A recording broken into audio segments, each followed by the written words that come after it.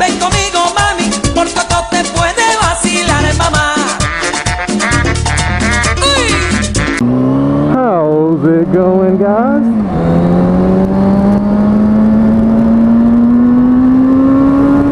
Lovely day for a moto vlog, and that's exactly what I'm doing.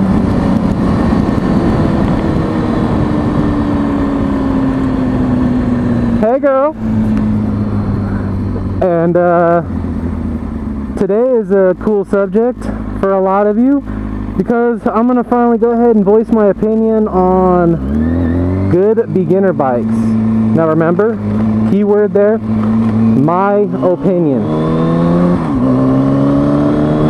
Now, I get asked about 5 times at least a day,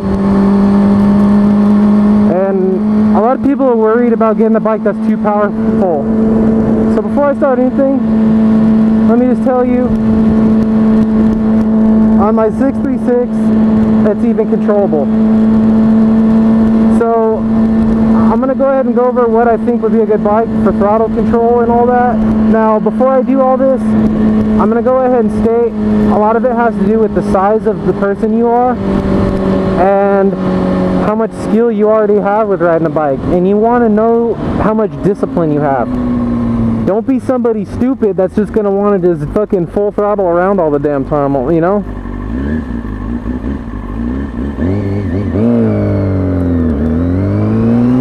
And also with power, it all has to do with getting used to the bike and what you're comfortable on. So I mean, this is a 636, and this thing would be hard. Oh, damn, my voice is rough. It would be hard for you to fucking get this out of control. I mean, like, look. The only thing you want to know how to do good and get proficient at is your braking, your downshifting, your cornering, and you know that's all something that you learn with skill over time, no matter what kind of bike you have. Now, my personal opinion, if I could go back, I would have gotten a dual sport. Now, my reasons being of why a dual sport's a perfect first bike is A, easy power control, B, ridiculously easy maintenance, C, or 3, ridiculously easy or cheap insurance costs, 4, you could beat the fuck out of a dirt bike dual sport, and the thing's always going to keep beasting along. And I mean, you can drop the shit out of one of those bikes.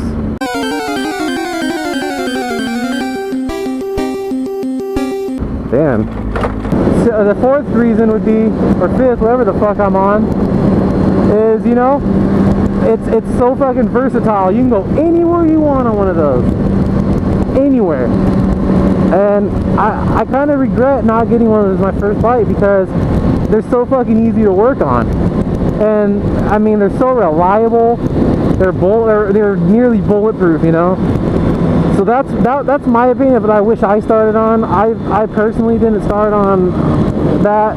I started on my first real motorcycle was a Ninja 500.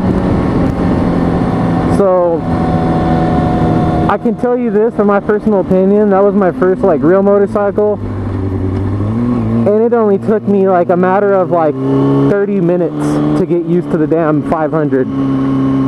And that's coming from somebody that was just riding like 150cc scooters and shit. So, in all honesty, guys, no matter what bike you get, you're gonna get used to it. Even a 600.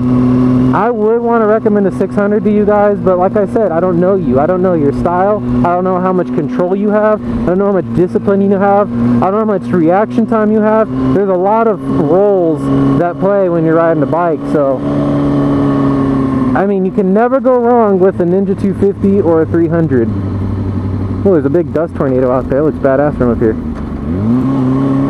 But if you're going to be a long-time rider, like I'm talking, I mean, an everyday rider, I'm telling you, I'm not like trying to say this is the better way to go, but I'm telling you, a 600 is definitely gonna be up your alley. A 600 is gonna have all that power there for you, all that power to get you out of sticky situations, all that power to, you know, keep up with everything else around you, to zoom on the freeway. I mean, there's a lot of advantages to having a 600, but then there's a lot of advantages to having a small bike. As you guys know, I want a WR250. That ain't the most powerful bike in the world. Shit, I could probably reach that thing's top speed in second gear on this bike. But once you ride a bike for a while, you're gonna realize power isn't shit.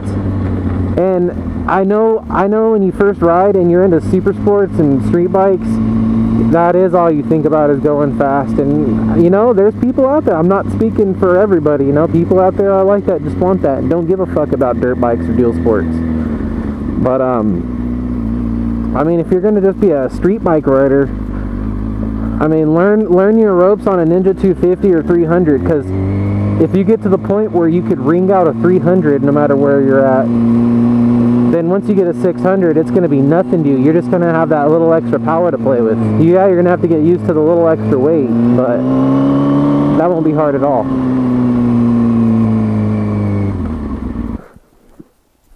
I love this area right here. It's got a badass view. I haven't been here since I saw that wolf up here.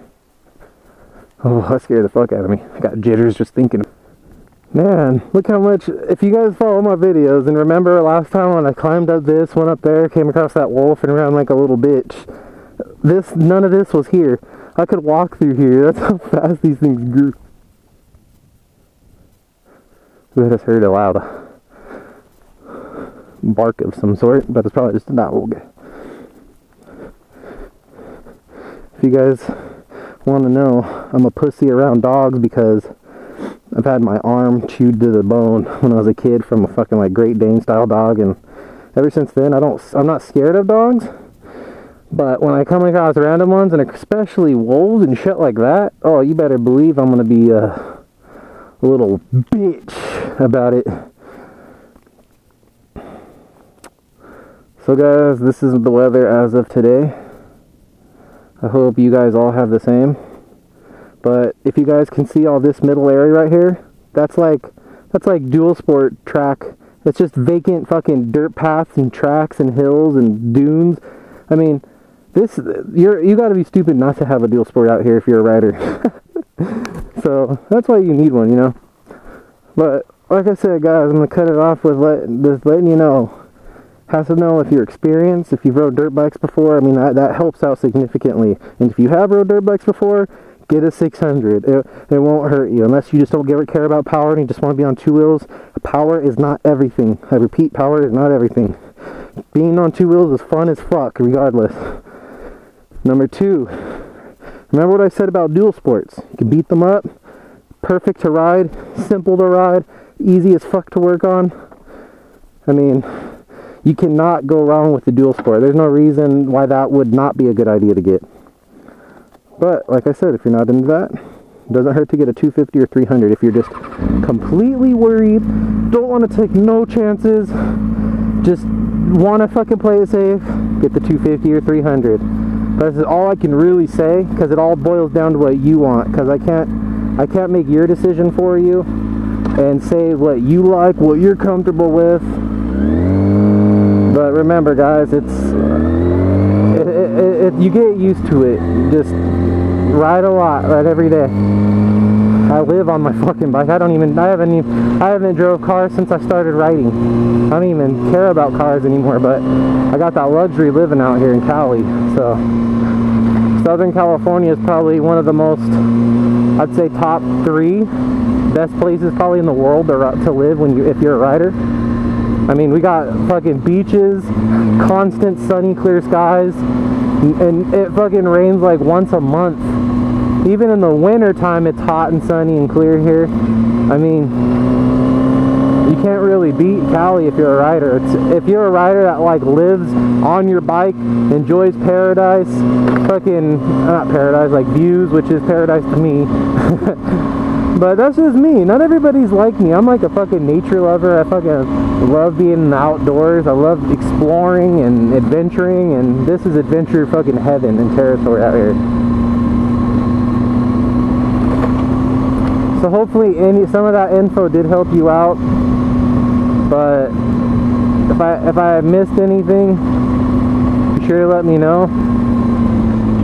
But I remember when I first started riding, my main issue was thinking, oh man, is this bike going to be too powerful for me? Am I going to be able to control the throttle? And I remember my first time riding this bike, I was like, damn, that power's badass. And then realizing, like, fuck, you got to try to put the front wheel up on this. Like, yeah, I could full throttle this bike in my first gear, and yeah, this thing would easily power wheelie in first gear. But I mean, like I said, you gotta try to fucking do that. God, it's so bumpy here, damn it. But watch, guys, from a 636 perspective.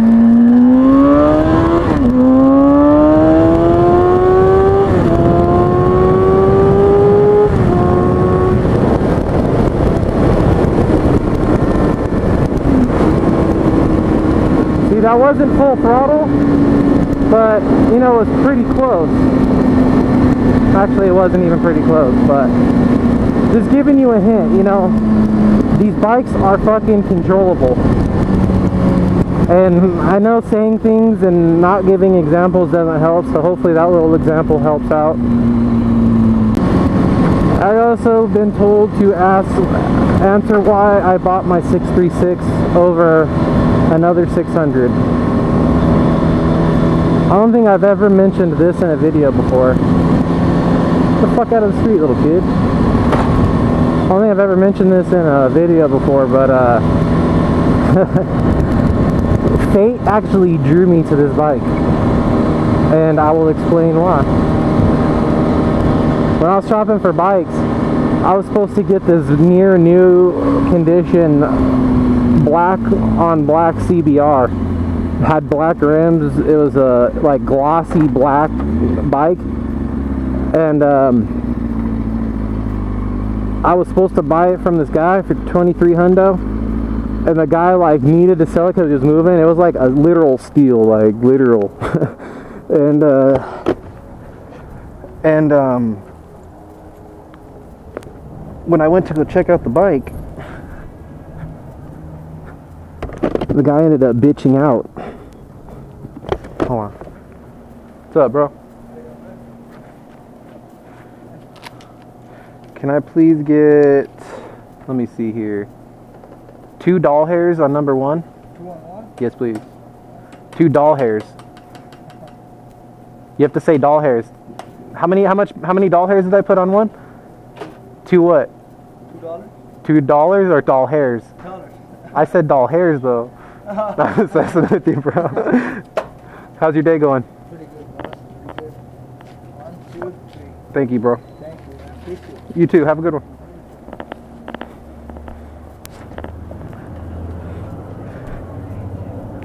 And then when I went to go get the bike, he bitched out last second. And as any of you know, when you get your first bike, especially like a bike like this that you've always wanted, it's gonna be like your legit bike and all that. You're excited to get that shit. Like there's nothing in the world that makes you more happy at the moment. And then I told the dude, I was like, man, and then his excuse was, he was like, oh, one of my friends came through and he's gonna end up buying it, sorry bro. So he basically turned me down for one of his friends, which, you know, it's understandable. I probably would have done the same thing, but it broke my fucking heart, and I was pissed. Then what happens? I came across this baby, and this bike was on sale for $2,800. Now mind you, it was in fucking way better condition than this when I got it. It's just living here over 2 years.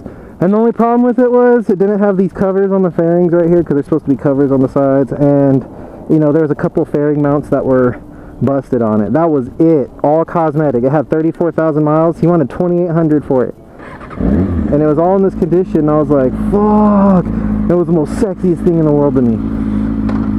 I called the guy, he wanted 2,800, I had 2,300, and that was with 1,000 doll hairs borrowed from my my Madre.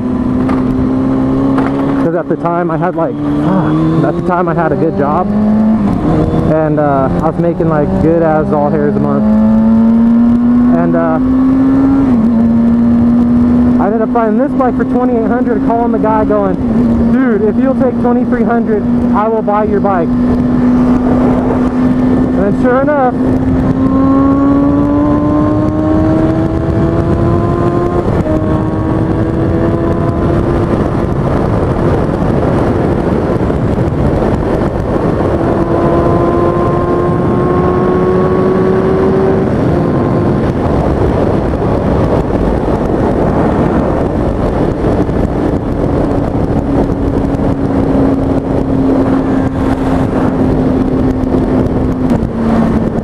sure enough, I met him in Ontario.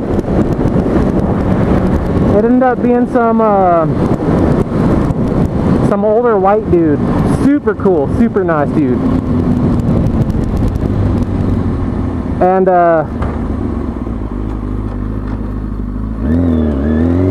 there's a cop right there, and I was just going 130. I didn't even know that. And he ended up being like a super nice dude. And when I went there to test drive it, I immediately fell in love with it. And the second I took off for the very first time, I've never had that feeling of happiness. Like, the feeling I was feeling felt better than the first time I had sex. Or any other time I had sex. Maybe not every time I've had sex, but that feeling matched and overruled the feeling of first time having sex.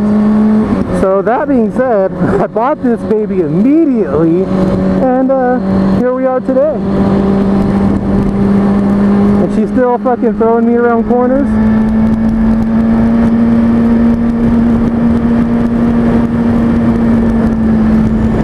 And treating me good. Never let me down. Never broke down on me once.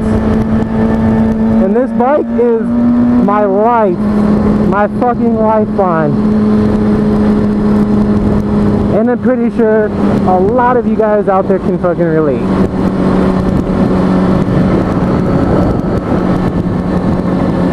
So remember guys, your bike's gonna be your companion and your best friend. What I can tell you is, when you buy a bike, don't just buy the first bike you get. Trust me, I checked out other bikes besides this one too. You want to make sure you get what you want and what's good for you and what's comfortable for you and what you like a lot. So that being said guys, just buy what you really want. Even if you can get something else to settle with, never settle with a bike. You want to get what you want, because you're going to fucking be in love with the thing. And if you get what you want and you own it, oh my, you're gonna love it, I promise. I promise.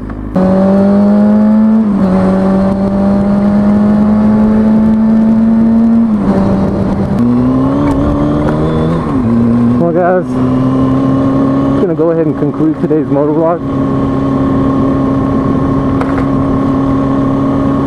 If you enjoyed today's motovlog, don't forget to hit the fuck out of that like button. And you guys have a spectacular day.